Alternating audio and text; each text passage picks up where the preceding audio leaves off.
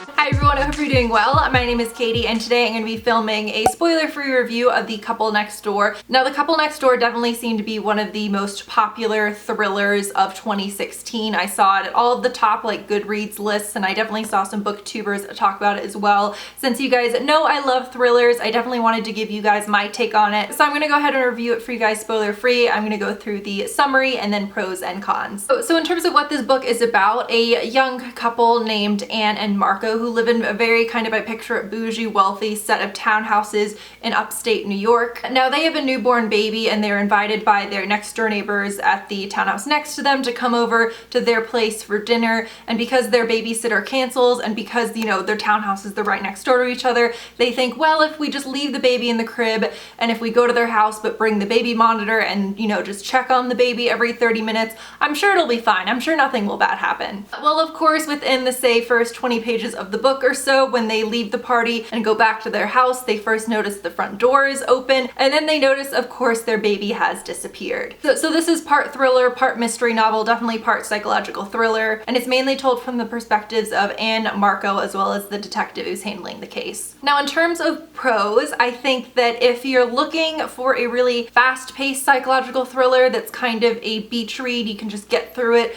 super quickly. It's definitely very plot focused and fast moving. I think you might like this. There are tons of twists and turns, and I definitely did see a ton of 5 stars on Goodreads for people who are really into that. So I think if that's something you look for, you might like this as well. That being said, I'm gonna get right into the cons because if I'm being just completely honest, I really didn't like this book. And now before I get into the cons, and again, no spoilers in any of this, I do want to emphasize that this is just my subjective opinion. You know, I'm not like the word of God when it comes to books. This is definitely not like objectively a bad book. I just personally didn't like it for these reasons. So I kind of felt like The Couple Next Door was like the book version of A Potato Person. I just wasn't really interested in the writing style, I wasn't interested in the people, and I wasn't interested in the plot. It got to the point where I literally didn't care if anyone in this book died, including the baby. That last part was a joke. Obviously, I want the baby to reappear and be happy and healthy and all of that, but I really just did not connect or care about any of the characters in this book. Now, it's not necessarily that the writing style was bad or that I kind of would pick up on and be like, wow, she's just a terrible writer. I'm not saying that, but there just wasn't anything unique about her writing style that was really grabbing me personally. That's why I kind of say that if you want like a fast-paced thriller beach read, you might like this because it's just quite easy and fast to get through. I also thought the explanations,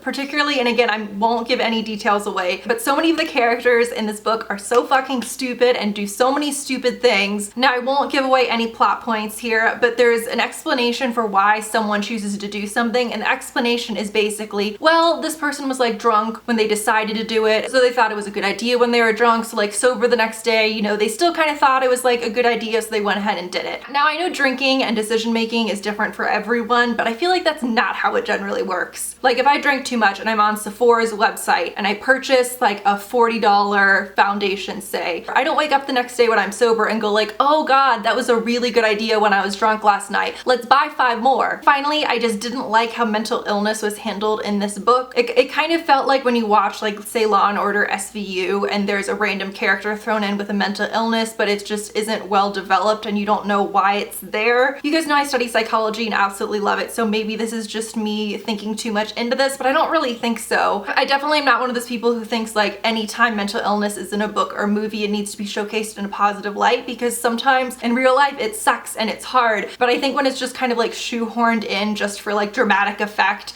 it kind of irritates me. So again, I just want to emphasize I wasn't a big fan of this book, but there are, you know, more 5-star reviews on Goodreads than not, so clearly a lot of people love this book, so maybe I'm just missing something. This is just my subjective opinion. So if you are curious about some thrillers that I do really love, I'll link my Goodreads account down below, and if you go to my favorites shelf, a good 4 or 5 of those are thrillers. So I hope you guys enjoyed this video. Please let me know if you've read this book and what you thought about it, whether it was the same or different from me, and also if you have any recommendations for thrillers as well. But I hope you guys enjoyed this video, and I'll see you guys soon. Bye.